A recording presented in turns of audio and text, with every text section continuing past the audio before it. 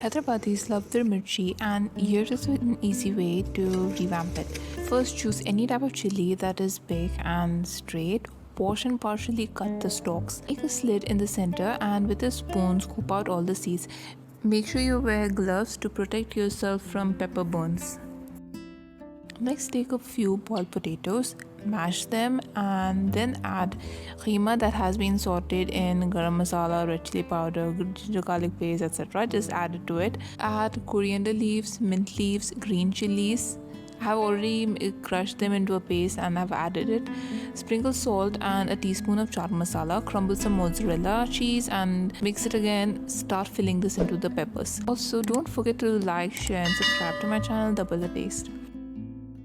Coat in maida and then in a batter made from besan. So to make this batter, add red chili powder, turmeric, cumin, ginger garlic paste, salt and a pinch of baking soda. Make sure it is not too thick nor too runny. Dip and fry on medium flame till crispy. Remove and keep the stuffed mirchis on a paper towel. Can you see how crispy it looks?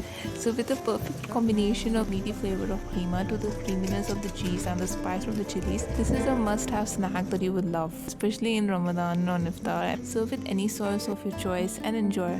Thanks for watching.